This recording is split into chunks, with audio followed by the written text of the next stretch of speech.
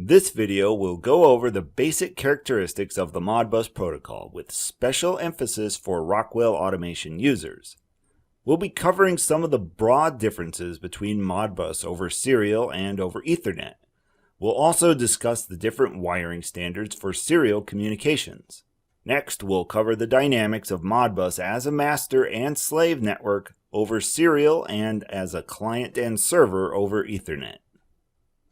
We'll delve into Modbus data addressing and the associated function codes, and break down coils, bits, bytes, and registers. We'll also talk about float and double integer values and how they're handled by Modbus. First, a brief history lesson.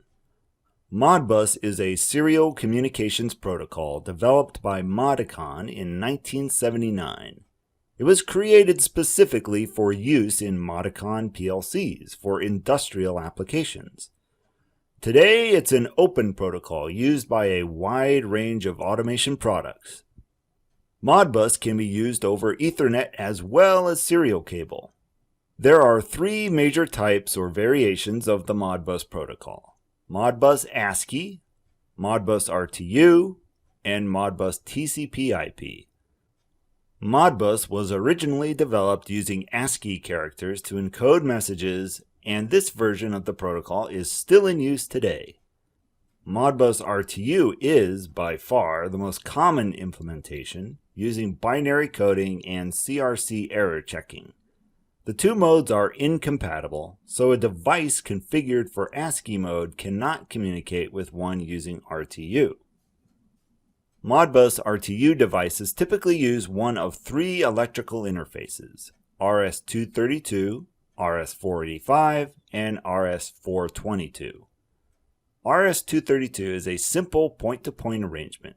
If you only need to connect one device to another, and the distance between the two devices is less than 50 feet or 15 meters, then RS232 will do the job. To connect more than two devices on the same line, and or have a distance of greater than 50 feet, you should use RS485 or RS422.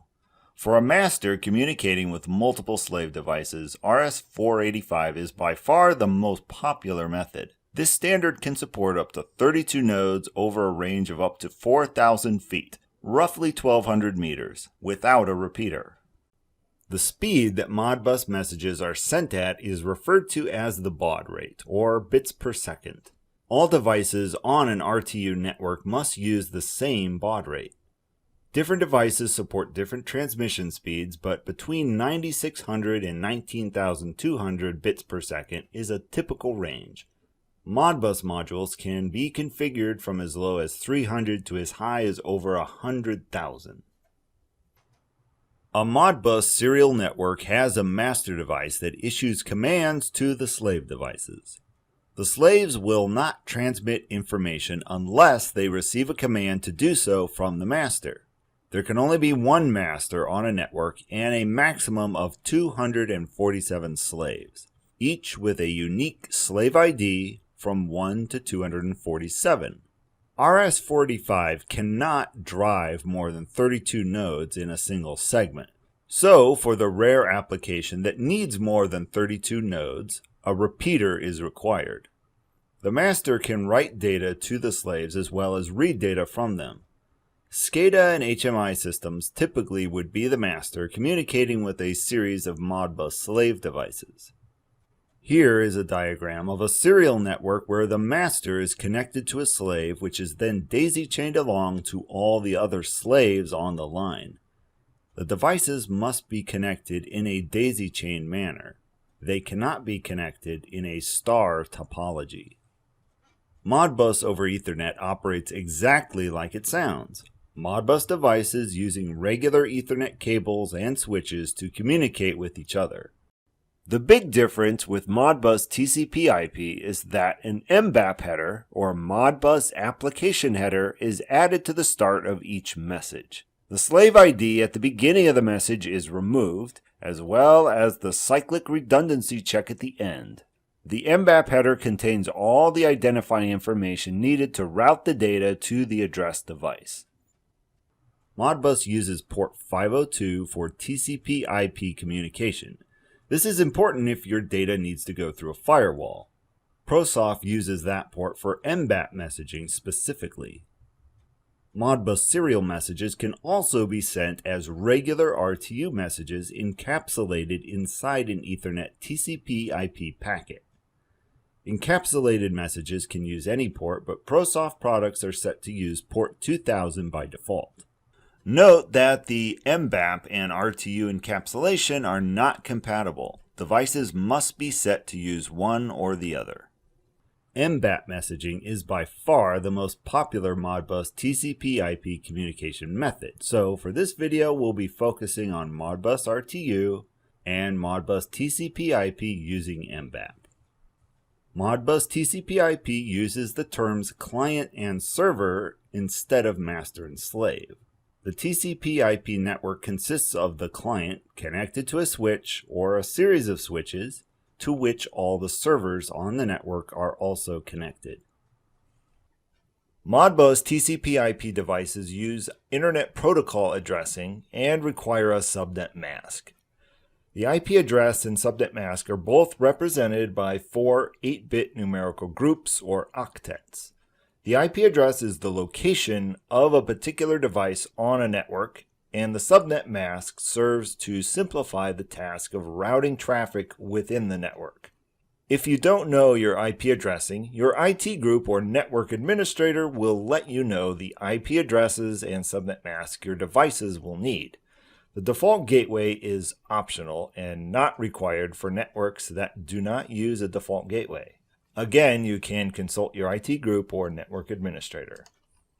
Now, let's talk about Modbus's eccentric addressing system and the different data tables. There are 4 tables where information is stored. 2 tables store simple discrete values called coils, and 2 store numerical 16-bit values known as registers. For each type of data, there is one read-only table and one read-write table. There are no tables for 32-bit data types because back when Modbus was defined, double integers and floating point values were not available in PLCs. There is a way to use those data types though, and we'll get to that in a moment.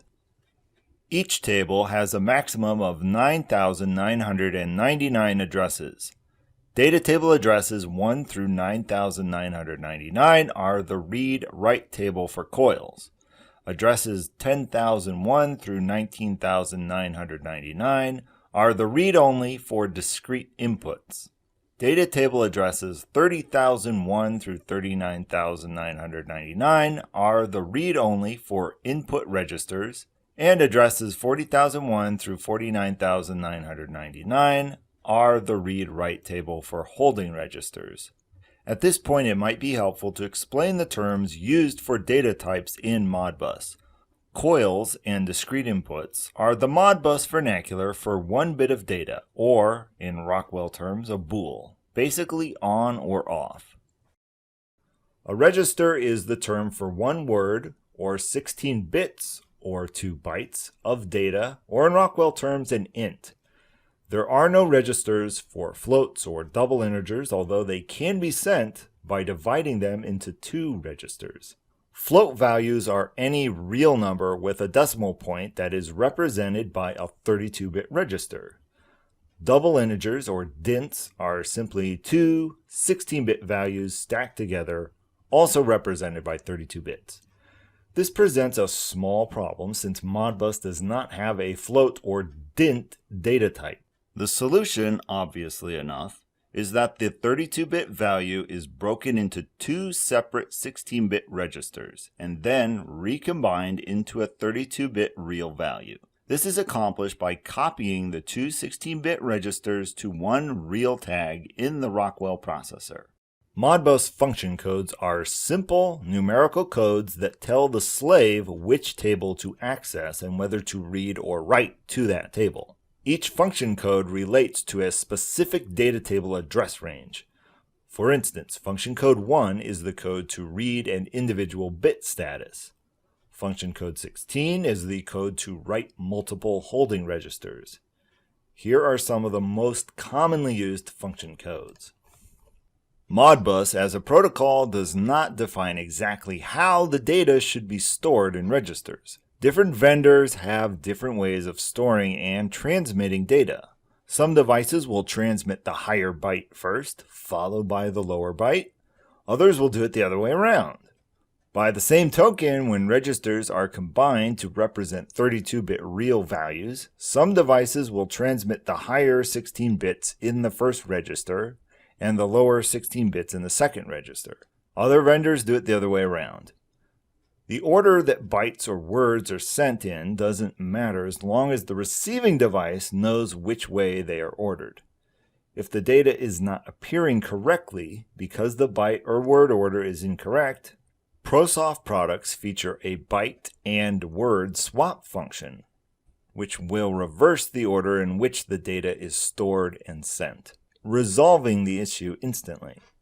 To wrap up, we'll take a look at a Modbus RTU message being sent from our master out to a slave device.